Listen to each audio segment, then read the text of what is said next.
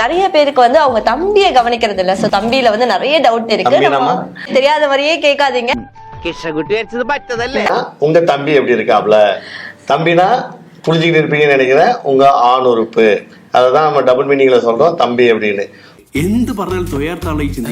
அந்த ஆண் உறுப்பு மினிமம் இந்தியாவில் உள்ளவங்களுக்கு, சில பேர்லாம் பாத்தீங்கன்னா ஃபாரின் கண்ட்ரில யூடியூப்லாம் பார்த்துருப்பீங்க, இல்ல செக்ஸ் புலிப்லாம் பார்த்துருப்பீங்க. பார்த்தா 12, 15 கூட பார்த்துருப்பீங்க. இன்ச்சு சொல்றேன் நான், இன்ச்சு. അങ്ങനെ ചിന്തിക്കാൻ പോലും പാടില്ല.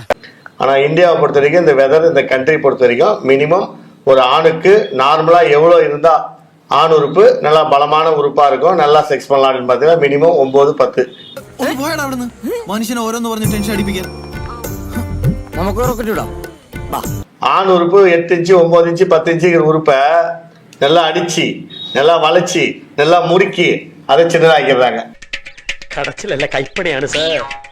அது உங்களுக்கே தெரியும் நான் என்ன சொல்றேன்னு புரிஞ்சுருப்பீங்க. மாஸ்டர்பேஷன் பண்றீங்க, கை பழக்கத்தால் நல்லா வளர்ந்து வர உறுப்பை நீங்க சின்னதாக்கிறீங்க. எங்கயா இருக்கு ரேகை? இவன் செய்யல எல்லாத்தையும் சதச்சு போட்டாயா?